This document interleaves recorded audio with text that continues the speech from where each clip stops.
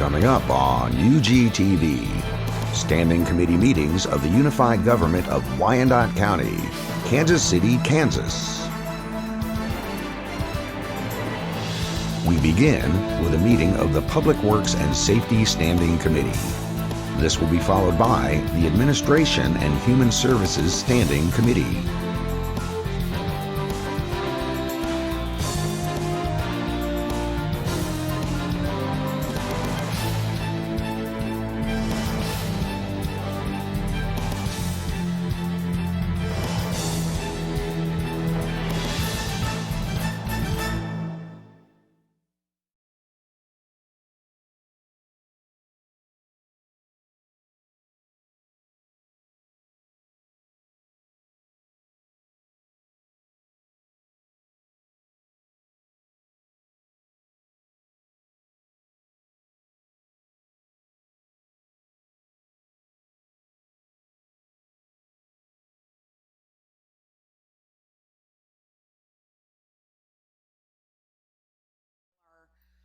Public Works and Safety Standing Committee to order, and we welcome everyone to the meeting, and public comment is welcome at our meetings. Anyone that would want to speak on an item can come to the microphone at the podium when that item's up for discussion. You would have up to 3 minutes for your comments. We'd ask that you speak directly into the microphone so that we have good, accurate recording. Could I have the clerk call the roll, please? Roll call. Groneman. Here. Philbrook. Here. Markley. Here. Kane. Here. Johnson. Here. Bynum. Here. There's one revision on tonight's agenda. We have an item added. It'll be item number 3, a request to construct a national fitness court at Fisher Park. And that'll be item number 3. And then the first order of business tonight is minutes of April 22nd. Second. There's a motion and a second. All in favor, say aye. Aye. Aye. And thank you. The minutes are approved. 3 items on the committee agenda. The first one is a survey of lands for the 131st and Leavenworth Road improvements for the new Piper School that's being built. We have legal counsel here. Mr. Bain, why don't you present the item quickly? Good evening, Commissioners. As stated, this is a resolution authorizing the survey for the 131st and Leavenworth Road improvement project. With me is project engineer Dave Clark to show the map and answer any questions. Hey. Mr. Clark, push the button on your microphone. Thank you. There we go. Sorry. The improvements are at 131st and Leavenworth Road. They will include an overlay of the existing pavement, new curb and gutter, multi-use path, new storm sewers, and new street lighting. Commissioner Kane. Okay, how far to the east and how far to the west are we going to go? Sorry about that. It will go, well, just where those black lines basically indicate, so just along the frontage of the new school. Okay, but don't you think that we need to go a little bit further both ways, especially to the west? I mean, you're talking about an area that's going to be lots of traffic in short order 2 times a day. And I would think that that would not be enough ground to accommodate everybody turning in and turning out of the school. Well, if this is my understanding of what's in the scope at this time. And that's not what I asked. I guess what I'm asking staff, Melissa, hello? Here comes, Commissioner, we have the Deputy Public Works Director. Perfect. So, Commissioner, I would just go ahead and state what your question directly is. I'm assuming it's about traffic and stacking. But All right, the west of the 131st Street, where it looks like we're only going to go a little ways, I think we should go a significant distance further than that, just to allow for the people to turn in off 131st Street and into and out of the new school. Commissioner Kane, David Young, Public Works. We agree we would love to do more in this area. We have a limited budget. We're willing to go back and look at alternative proposals, maybe taking away some curb and gutter and doing more pavement. But this is a very expensive project. Happy to have a conversation with you specifically. Right, well, maybe we could chat with the school district to see if they could help us a little bit on that. I mean, it's their school, but if we need to come up with some more monies, because what's gonna happen is, once they open, then we're gonna identify a issue pretty damn quick, and then we're gonna say, well, we should have done the rest of it in the first place. So I would hope that we would try to find some more monies for that. Point taken, Commissioner. Real quick question. So in this drawing, basically, yeah, I see what you're showing. Is that a legal description somewhere in there about exactly how far east and how far west we're going? Just asking, involved in this particular drawing. Or are you just looking to see if you get permission to look at the properties so you can widen it, or both? So we do have engineered prints. They're pretty specific. I'm not understanding you. Speak up. We do have engineered prints with us for the project, but basically these are the bounds of the project. But what we're requesting is the ability to start down the path of engineering. So we would come back, identify everything, do the procurement process. Is that okay? So tonight's agenda item is a survey for what's planned for right now, keeping in mind that Commissioner Kane makes a good point that we may want to see what more we can add to the scope, if that would allow us to move forward tonight. Commissioner Kane. Angela may have been here several years ago. We set several $1 million aside to do the work at 131st and Leavenworth Road. You were here. And then when the school bond issue didn't pass, somebody ate the money. But, I mean, we had it set up in the first place, and this ain't your fault. This is long before you got here. But this is a heck of a long time ago, to where we said we're gonna do this with the school district, just like we need to do it in 99th and Parallel. It's the same thing. We need to work in conjunction there and here.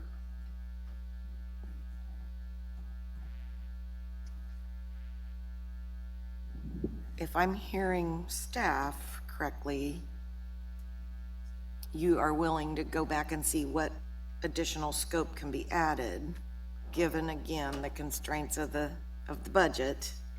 And then, as Commissioner Kane says, maybe it's a sit down with the Piper School District to see if they could add any funds to the extension of street improvements, curb settering, guttering, sidewalks. I would ask that we do that fairly quickly so that we can know how much extension we could have. But then in the meantime, I would also ask this committee to approve the survey that's on tonight's agenda. I have another question. Okay. So just for clarification, make sure we're going in the direction, or at least of knowledge, that we're after. How much extra would it cost us to look at with the survey to expand those, just in the survey, to see what's available, how much it cost us? If you expand it east and west, just asking. So the process that we're using, we go through, we identify the scope of the project and a project budget, and that's been put forward and approved. The next step is to go out and do survey on the property and identify what land needs to be, any easements, acquisitions for right-of-way. That's the stage we're at now. Okay. During this stage, we can come back and put together an additional budgetary estimate and identify additional funding, and that would not change the project. It would still go through the same process. We would come back then with an addendum to this, and so if we're going to go further north, further west, whatever, we would still go through the same process. Well, I was just trying to make sure that other folks understood, as well as myself, excruciatingly plain, the extent that we have to go through to do this kind of work. There's a lot of steps to it. It's not just one step. So we've already approved this particular thing, so now we can move forward. So we would have to approve an additional expansion before we could do anything else. Is that correct? Okay. Well, just to clarify that question, we do not, at this stage, we do not have to identify the exact properties. This is authorizing the survey that will tell us what properties that we may need to acquire. So if you decide to add some length onto that, it would fit within the scope to look? Yes, it would. Are you There would hearing not, me, Mike? Okay. Okay, I just wanted to make sure that we all understood that. Okay, great. So That's good. please. Good to know. Thank you. Thanks. Okay, so with that being said, do we have a motion on this item? There's a motion and a second on this item. Could we have roll call? Roll call. Groneman. Philbrook. Aye. Markley. Aye. Kane. Johnson. Bynum. Aye, and that carries. Second item is the agreement with Eastern Kansas Multi-County Task Force, and there's Fire Marshal John Droppelman coming forward to present this item.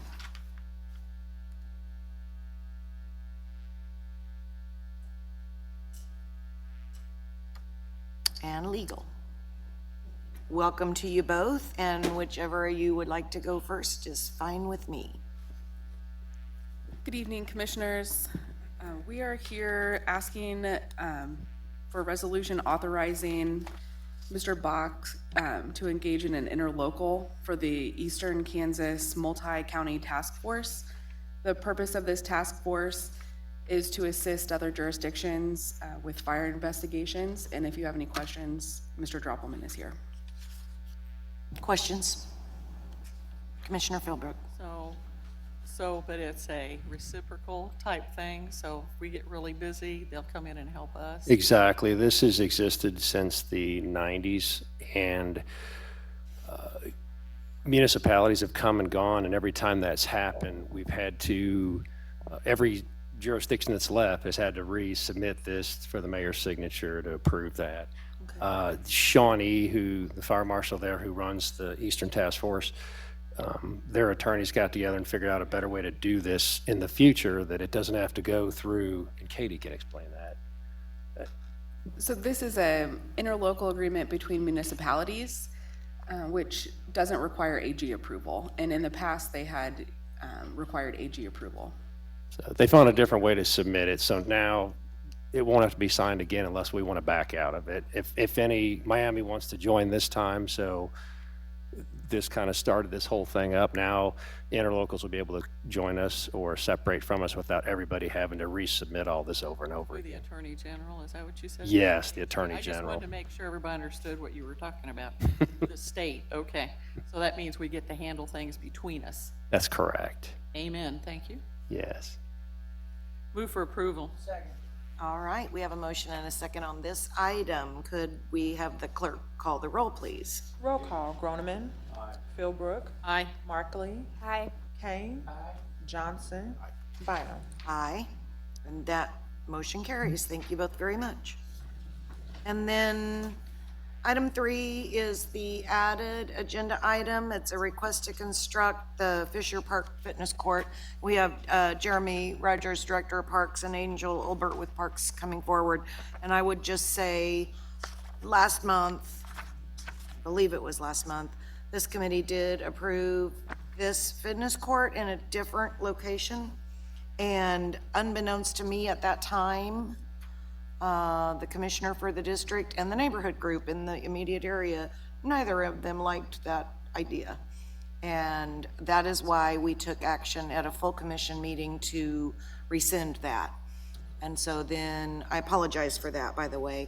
And then we had Jeremy and Angel go back and find us a new location, which they have done. So here we are tonight. And Mr. Rogers, you can take it. Great, thank you, Commissioner. Good evening.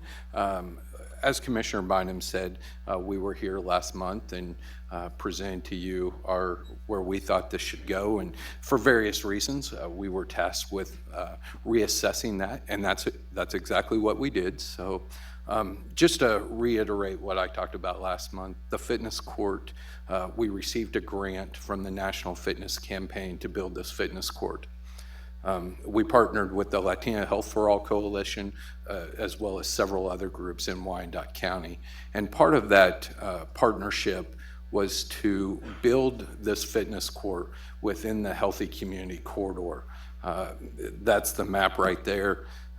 There's several parks within that district, and with Wyandotte County finishing almost last in almost every health ranking, it's very important that we provide fitness, especially free fitness, to our citizens. And that's what this does.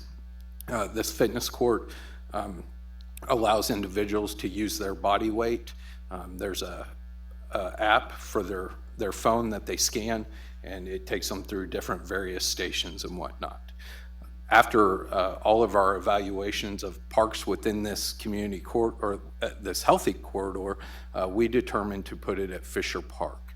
I'll let Angel talk to you about Fisher Park.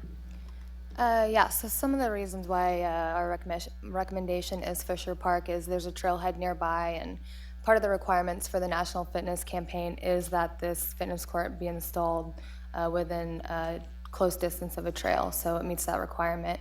Fisher Park's a highly used trail. It's great visibility as far as vandalism and being able to be seen from the street. There is a water fountain on site. We believe that there is community support here at Fisher Park for this fitness court, and then it's also in the healthy community corridor, so meeting the requirements of Latino Health for All Coalition. Thank you very much. Are there any questions or comments from the committee members? Any question or comment from the audience? Anyone want to make any comments?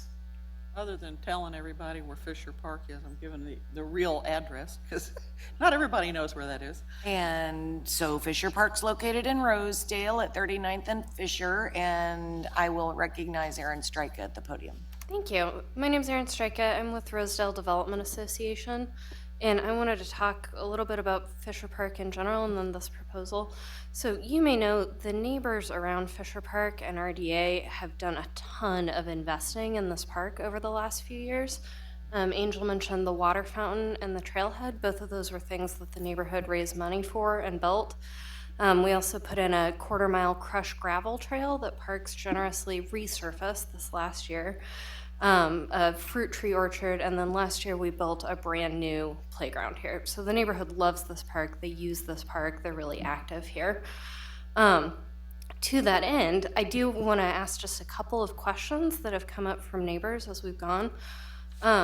So the neighborhood has already kind of identified our next priorities for the park. And they are first the swing set. We removed the swing set as part of installing the new Fisher Park playground, and the plan was to put it back, but then once it was out, it was old, it wasn't very good. So I wanted to ask if there was a way for the swing set to be reinstalled as part of this project, since we're gonna be doing construction and stuff out there anyway. And then the other one is to change those 2 half basketball courts you see there into a full basketball court, and that's been on the dream list for a long time. And again, just wondering if there's a way, while we're building this, to build a full basketball court. I also wanted to talk about the footprint up there is pretty easy to see. Jeremy just told me that it was about 30 by 30, and that's pretty small. But I just want to ask that we're really careful to leave as much open green flat space as possible, because that open green flat space gets used a lot for soccer and football, neighborhood picnics, all of that. And then finally, there will be a community meeting on Wednesday that Angel's going to come and speak about this.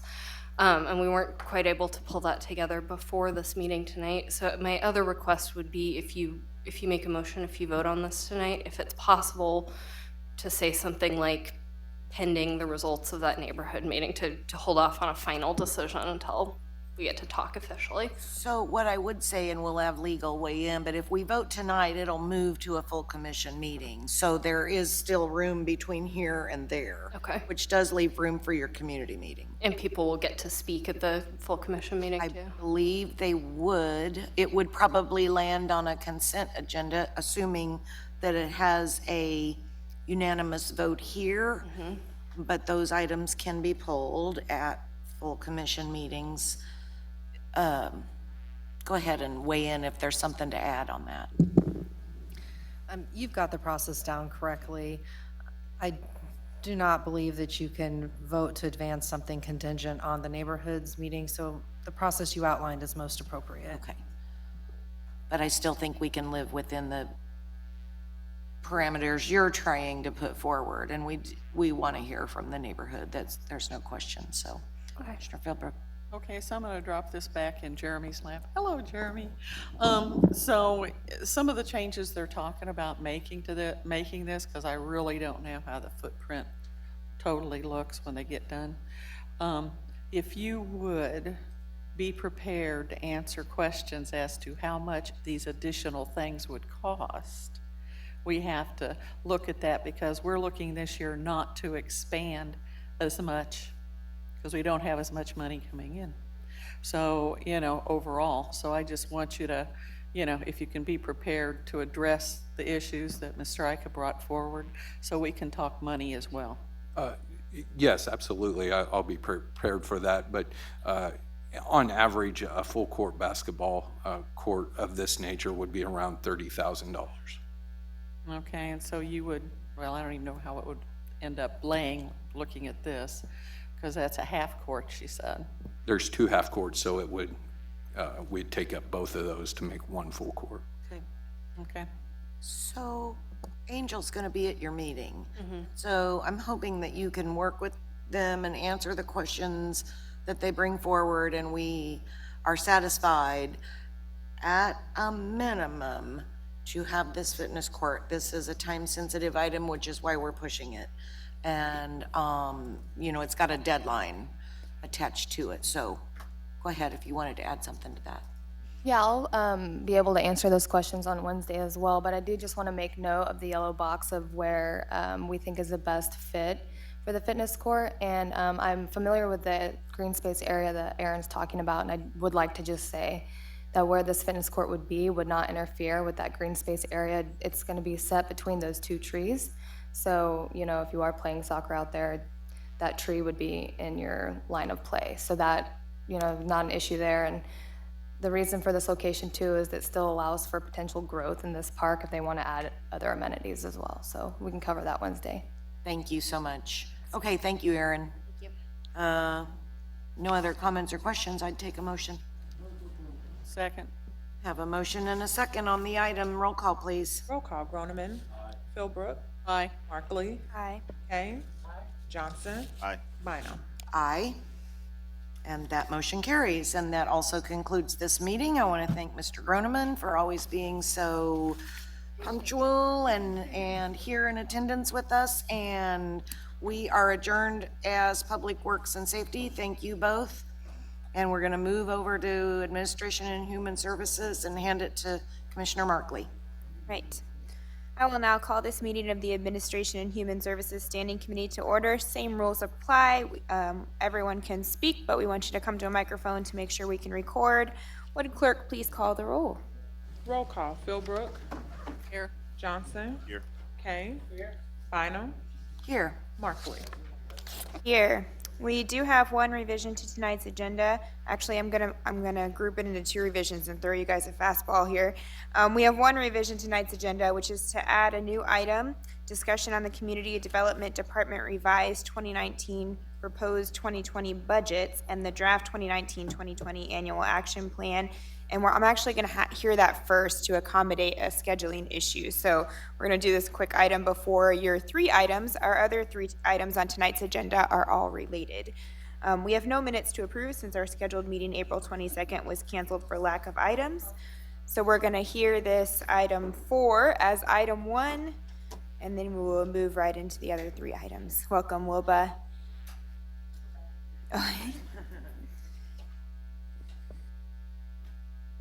Good evening, Commissioners. We're here to discuss the revised 2019 and 2020 Community Development Block Grant budgets, and then the draft annual action plan.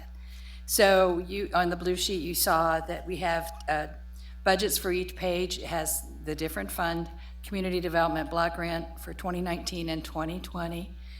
Then we have the home budget, the emergency solutions budget, and then at the end, we have the draft consolidated actual annual plan budget. The draft plan has a 30-day review period before you can adopt it, and that started on the 13th. That does not mean you cannot make changes. You can make changes if you require them. And then it will come up for adoption the same night as the budget and the actual annual plan. Do you need copies? I don't have any. Okay, we were told you had it, You guys can fast track it, but if you don't give it to us, Oh, it's too fast. You outran us. apparently it's too fast. The blue sheet was sent out according to the clerk's office, but we have extra copies because we came prepared. That's a good idea. You can mail it all you want. If I don't open it, it doesn't exist. And committee, we will, we always consider this as part of our overall budget adoption, so you'll see it throughout the budget process, but since we have sort of been the committee who has shepherded this process before, we wanted to make sure that you got to see it before it came up for general budget discussion, and that is why it is available for you tonight. So it isn't something I don't know do we need approval for it tonight per se? No. It's just, I believe it is just for discussion only. To point out, as Will was said, that this is pretty much a standard for what we've seen the last couple of years. Normally, the source of discussion is the dollars that are left for allocating to projects within the Community Development Block Grant Program. Consistent with the direction we received from this committee and full approval from the commission, we are continuing to allocate those funds to the Neighborhood Strategic Revitalization Area, otherwise known as Park Drive. This year, we will see the dollars from the prior year used to do the road and sidewalk improvements, as well as hopefully once we work through some archaeological issues with one of our Indian nations, park improvements at City Park. And then for next year, what's proposed is further park improvements at City Park, Reagan Park, and possibly Clifton Park, depending on how far we can spread our dollar.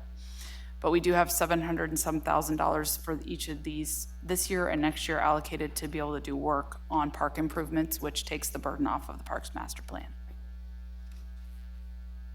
As in the past, you've seen this two-page or this document before from me, that the activities that have asterisks had money left over from last year that we bring forward every year.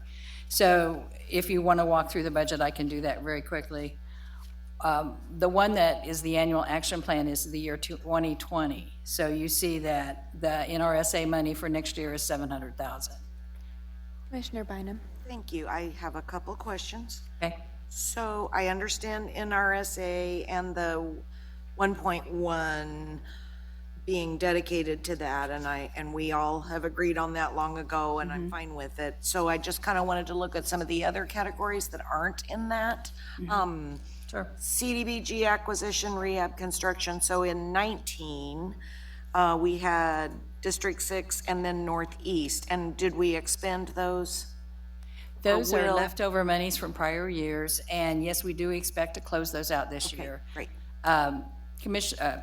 We have one property in District 6 that's already for sale. We have another one that's awaiting its certificate of occupancy, and it will go on sale. Excellent. And then the Northeast acquisition rehab, I know they were working on a property on Quindaro. We've asked for an update, and I did not get it in time. You know which property on Condero? Because I'm watching one undergo some pretty major renovation that's making me very happy. I do not know the address. Okay. Offhand, I'm sorry. It's okay.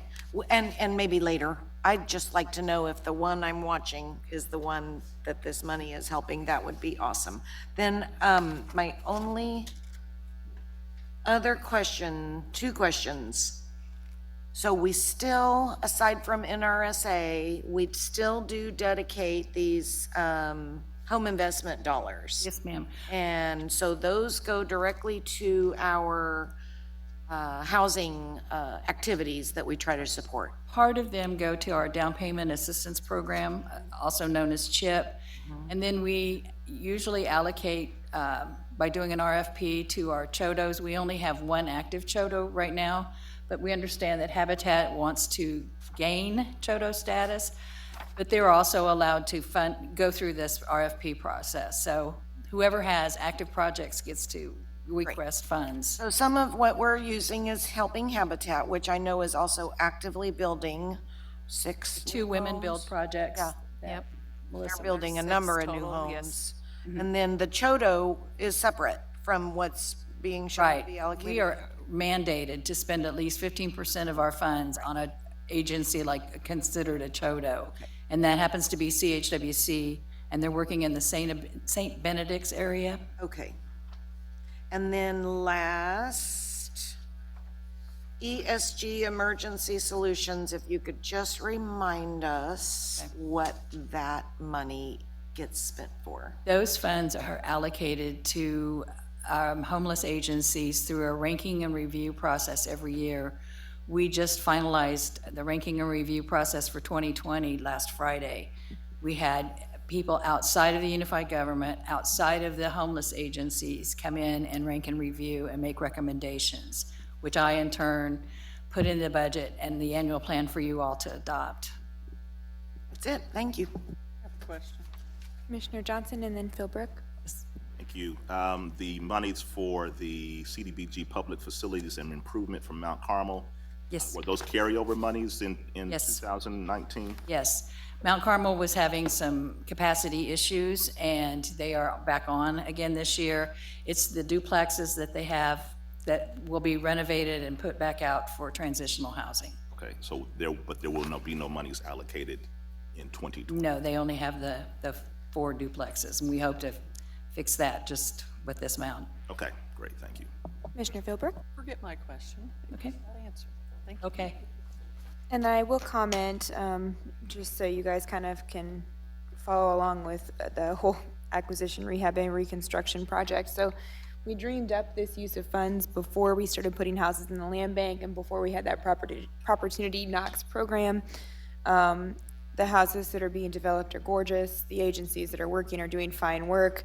We're not allocating more funds because using CDB funds for this purpose is just not a workable solution.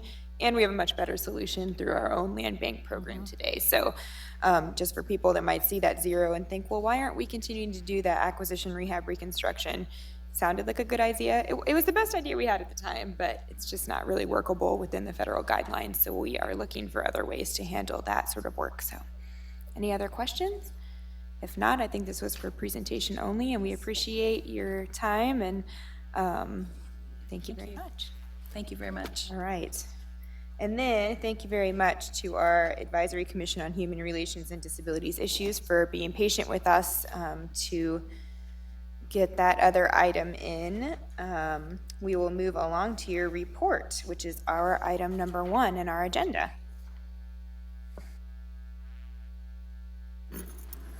Hi, good evening. My name is Phyllis Wallace, the Director of Human Services. I wanted to give just a little bit of a background. December of 2016, the former Advisory Commission on Human Relations as well as the Advisory Commission on Disability issues were abolished, and at that time, and then at that same time, the Advisory Commission on Human Relations and Disability issues was created. And per the our ordinance, it states that we will give an annual report of activities, which is why we are here this evening. Thank you for having us. I will yield the floor to our 2 commission members who will introduce themselves and begin to give you our 2018 annual report. Hello, Commissioners. I will apologize in advance because I'm going to do some reading from our report because some of you know me and I might go on all night, and we can't have that. So first I want to thank you for your service to our community, and thank you for allowing myself and my fellow Advisory Commission on Human Relations and Disability Issues members to learn from and advocate for the most marginalized in our community. I'm Karen Greenwood. I am a nearly 20-year resident of Wyandotte County by choice, and I'm joined this evening, I'm appointed by Commissioner Markley, thank you, and I'm joined by Tom Alonzo, appointed by Commissioner McKiernan, and our fellow Commissioner Jesse Alvarez, who's appointed by Commissioner Bynum, is also present. I would like to extend great thanks to our unified government staff, Phyllis and Maritza Fernandez, who created this PowerPoint that I'm working from tonight, and James Bain, who has helped us through ordinance revisions, have offered exceptional guidance and have this commission in a wonderful, positively position for us to move forward. So thank you. So the Advisory Commission on Human Relations and Disability Issues, our purpose is as weighty as our title, which is to foster, encourage, and stimulate mutual understanding, respect, and harmonious relations among all racial, religious, ethnic, and minority groups, including people with disabilities. To discourage and prevent prejudice, intolerance, bigotry, disorder, and discriminating practices against any group or its members. To function as the Advisory Committee on Disability Issues in order to identify necessary services not being provided for people with disabilities. To improve the delivery of services for disabled persons in the most cost-effective manner. To promote goodwill. To develop a program for practical cooperation with state and federal agencies and non-governmental agencies having the like or kindred function, and to make such investigation and studies in any field of human relations as it may be required by the Commission or in judgment of the Commission that will aid in effectuating the general purpose. So 3 accomplishments to this purpose that we are most proud of in the last year is the hosting of a documentary screening in collaboration with Kansas City, Kansas Community College in recognition of Women's History Month. The movie selected highlighted the needs of women veterans returning from areas of conflict. Documentary screenings are a wonderful educational tool and a way to bring community together. It was our first attempt, and we look forward to doing them again. Secondly, last fall we hosted over 30 guests who serve on commissions similar to ours for dinner and conversation at the 2018 annual Metro Area Human Relations Summit. Municipalities represented included at the summit included Overland Park, Olathe, Lee Summit, Raytown, and Independence. Our keynote speaker was Brett Heidel of Equality Kansas, who spoke on the need for municipal non-discrimination ordinances like that of our proudest accomplishment, which is working with Unified Government Commissioners to pass a non-discrimination ordinance, or NDO, inclusive of gender identity and sexual orientation in May of 2018, making Wyandotte County the first in Kansas and to extend protections to LGBTQ residents and only the 4th municipality.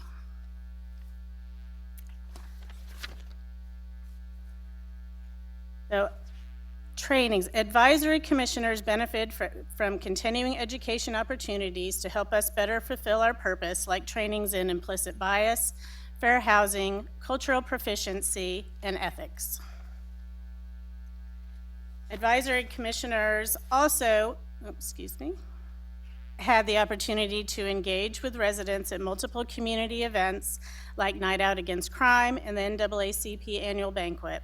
I particularly enjoyed participating in tabling with Tom and at the Wyandotte County Ethnic Festival. While advisory commissioners have enjoyed being out and about in the community, we also welcomed community leaders to our monthly meetings to learn about the organizations and initiatives they represent. We have hosted multiple members of the Kansas City, Kansas Police Department, including Chief Ziegler, and neighborhood leaders like Rachel Jefferson from the Historic Northeast and Midtown Association, and Edgar Galicia of the Central Avenue Betterment Association. Speakers like Brian Shapley with Equality Kansas inspired our commission to act on what is now the NDO, and Alex Martinez with the ACLU has informed our position of support for safe and welcoming Wyandotte Municipal ID Initiative. We continue our efforts to educate the community about the NDO and educate ourselves about the municipal ID. We also continue to actively work to increase our MEI, or Metropolitan Equality Index score. The MEI is an annual report issued by the Human Rights Campaign, which is a national LGBTQ civil rights advocacy group. I do not know that I can accurately speak to the numbers, but they issue a percentage, and our percentage before the non-discrimination ordinance was very low. It has increased significantly because of that, but there's more work to be done, and I don't feel we will be fully satisfied till we're at 100%. And in order to do that, what we're working towards is a LGBTQ task force and liaison within the Kansas City, Kansas Police Department. So, initiatives to be undertaken I missed in here our 2020 census advocacy, but along with that and increasing our MEI score, advisory commissioners will be working in the coming year toward establishing a scholarship for marginalized Wyandotte County college hopefuls, partnering with the Parks Department to advocate for adaptive playground equipment, learning how we can improve health outcomes throughout the county, and sponsoring a red carpet gala event celebrating differently abled folks in our community. Much work to be done. We thank you again for the opportunity to share our accomplishments and future plans, and we welcome your questions. Thank you so much. And one thing that maybe wasn't reflected in the history that people should know is that this committee was all but non-existent. It had gone dormant for many, many years. So to know that this committee really came from nothing, from non-existence to what you guys are doing today is really inspiring, and I appreciate your work. I know Commissioner Bynum has questions. I have comments. So in addition to that, I know that in 2016, I think it was when we reorganized you, that you've had your bumps along the road. You know, just trying to assemble enough so that you could take action at a meeting, and a variety of other issues. And I had several conversations with my appointment to the commission, and frustrations were shared along the lines of your committee was unsure if you were getting anything done. And I would just like to say that you're clearly getting things done, and you have been all this time in spite of the bumps in the road. And I'm so proud. And I will tell you that a year ago, when we passed that non-discrimination ordinance, I was really proud to do that. I will tell you also, just a very personal little snippet, but years ago, about 5 or 6 years ago, I was sitting at my daughter's high school, her senior year, while the students had like senior day, where they shared a poem or played the piano or whatever it was they wanted to do and share with their fellow seniors. And there was a student who stood up and told her classmates that without them supporting her, she would not be alive.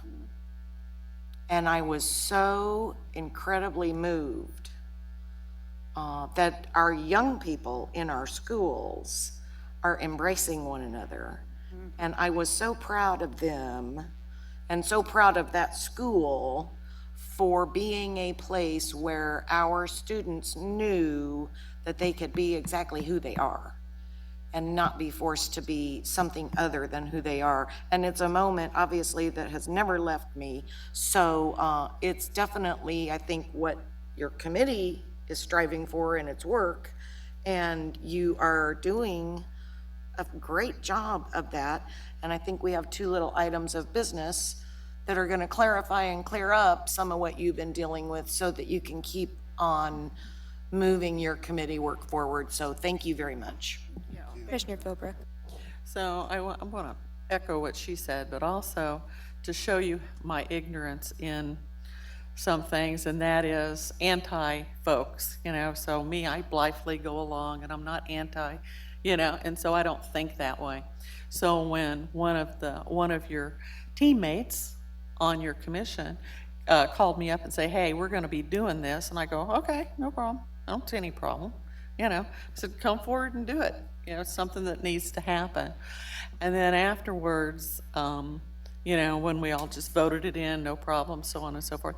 That's when I found out that, yay, we were breaking ground, and this young man right here informed me, about breaking ground and so on, and that's when I reminded him that Wyandotte County is so diverse, that we're so inclusive in a lot of ways that a lot of other communities aren't. So we're very blessed to be here, and we're very blessed to have you guys, and thank you for your hard work. I really appreciate it. Thank you. Okay, with that, if there are no further comments, we'll move along to item 2, which is an ordinance outlining the purposes of the Commission on Human Relations and Disability Issues. I see legal counsel approaching. So the first item, the ordinance change, addresses the purposes of the advisory commission. The changes that were suggested that we make add sexual orientation and gender to the purpose, kind of matching the NDO. Questions from the commission? Questions from the public? If not, I'll take a motion. Second. We have a motion and a second. Roll call, please. Roll call, Philbrook. Aye. Johnson. Aye. Kane. Bynum. Aye. Markley. Aye. All right, on to item 3, which is also an ordinance related to this commission, designating what constitutes a quorum. Currently, commissioners, the ordinance calls for requires attendance of 8 advisory commission members to have a quorum at their meetings. I don't know that there are 8 people appointed to the commission right now, but certainly I know it's been a challenge to have 8 attend and be able to move business forward. The change matches many of the other commissions we have in the unified government to have a quorum be a majority of the appointed members.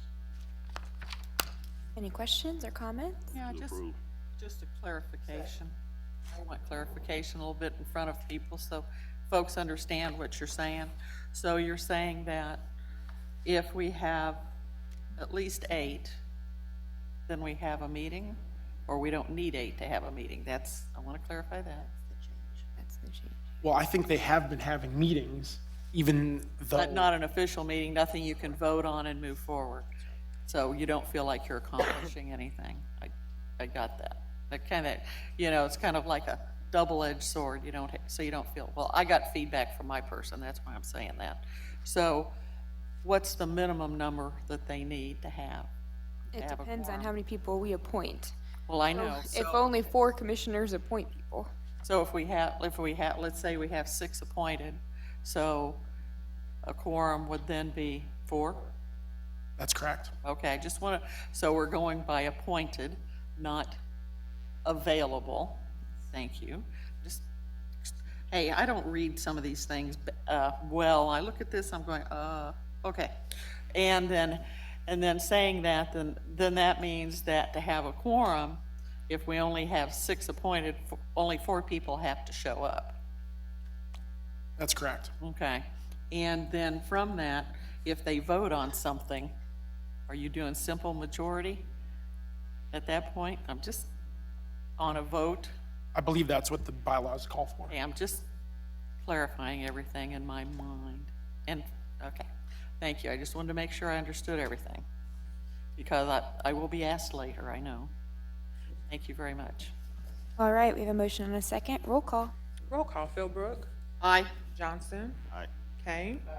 Bynum. Aye. Markley. Aye, thank you very much. We covered our item number 4 as item number 1. We went out of order, so that concludes our meeting. Thank you very much for being here tonight and for reviving our committee for us. We are adjourned.